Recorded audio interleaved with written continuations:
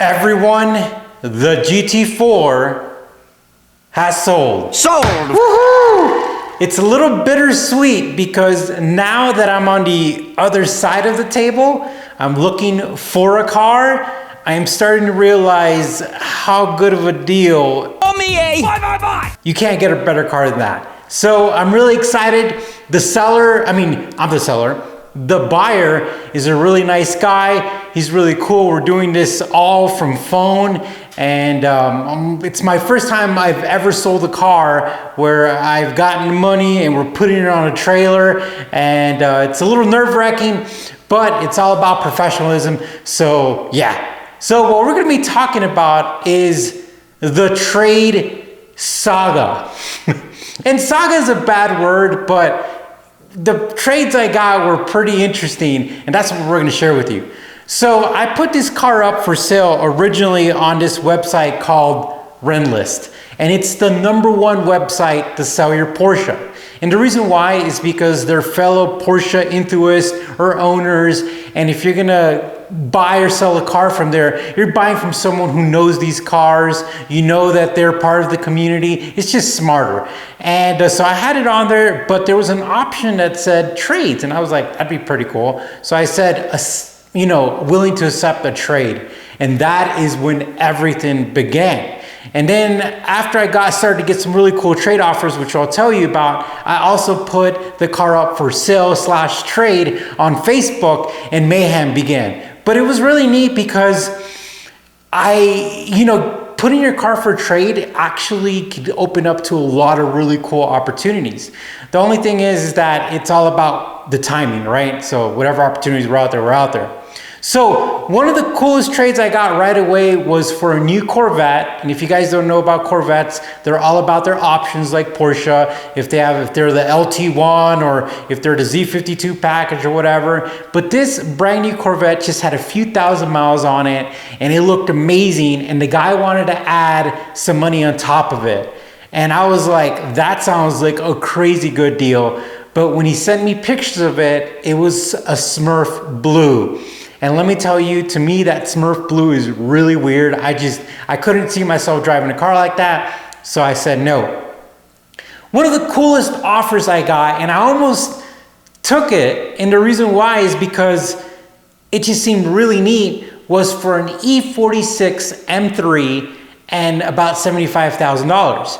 And this E46 was like super mint. The guy sent me a message and he was like ultra professional, polite, wrote it out well, gave you all the pictures, all the details. And I was just thinking, that's not a bad deal. And if you guys don't know about the car market right now, everything's going crazy. Prices are pretty wild. And E46s, E36s, and just in general, M3s are really going up there in value. And I almost consider that, but I don't know anything about BMWs. And frankly, I don't want to get into that world. So I said no, but that was a great offer. Then I got a trade offer from some guy from a dealership, which I don't know about this guy, but it was for a Mustang 350R and some cash on top. So I started doing research on a 350R.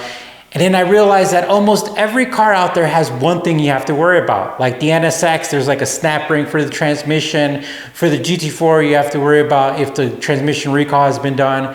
But for the 350Rs, you have to be careful with the whole engine because apparently there was some oil starvation issues that literally the engine would just die. And a lot of people went to the dealership, and when they were getting an oil change, the guy would come back, the service advisor, be like, while we were doing your oil change, we're gonna let you know we're gonna give you another engine. And the reason why is that Ford knew that these had these issues. So after I read about that, I was like, I'm good. And then that's when the BMW mayhem began. I have no idea why, but it makes me happy because first off, I think BMWs are cool, but the new ones are really weird. I feel like a transformer catfish got a hold of like the BMW designer and like held them hostage and was like, you're gonna make this car look like me, like a catfish. They look weird. So I was getting trade offers for like brand new BMWs, not like a couple years old. Like, I just have this 2023 M3 or M5. Would you like to trade? And I might even consider putting cash offers back. I'm over here Googling M3s, brand new ones, and they're like 130, 150. But then as you see these cars, these newer M3, M5s, they depreciate like crazy in a couple of years. And the crazy part about cars like this is that they're the opposite. They appreciate. Now, they're not like appreciating crazy, but they appreciate or hold their value, which is really neat. So let's see another offer I got. I would say at least 3 or 4 BMW offers, and I'm not even making this up. I would show you the pictures, but I feel like that's not professional, I guess. I don't know. I kind of wanted to, but I'm not going to do that because inside my gut, I feel like it's wrong. Let's see, a new Ford Raptor Baja Edition. That one, I actually got that one after I sold the car, and I was like, that's pretty cool because those are pretty neat. I've seen one of them run around, and those are pretty cool. And that's pretty much about it. I just, some other random offers. I think there was an Audi R8 guy who reached out to me, but he never responded back. And that's about it. So now you guys know that it's sold, and let me tell you, I am like a crack addict on a computer right now. I am on cars.com, eBay, Bring a Trailer, Cars on Bids, all the forums, Ferrari Chat, Lotus Talk, which I think is funny because you have Ferrari Chat and Lotus Talk. I mean, something had to be related there. And I'm on Rentless, and I'm just like searching for stuff. But I'm looking for the best deal because I'm not getting rid of this amazing car and getting something crappy or something like that. And I'm looking at a Mazda FD. There's a really good one in California. I'm still trying to work a deal out. The guy seems really cool. The only thing is we're kind of in an impasse with the price. But if we get a Mazda FD, then we're rolling in some cash. We could do that and invest it in the other cars or invest it in a building. We went to go look at a building yesterday. It was too far. It was very hot, by the way. Very non-related topic, but when it's hot, you remember that in your memories. But yeah, we went to go see a memory, not a memory, we went to go see a shop, which if you want to sell one of your cars or if you've been thinking about it, let me know. Message me on Instagram at Drivers Therapy because maybe I might want to check it out. Maybe we could work out a deal or something like that. But I'm on the market. I'm on the hunt for a cool car. Well, guys, thanks for watching. If you didn't see my shirt, it is awesome. I bought this just for you guys so you can look at it. So look at my shirt.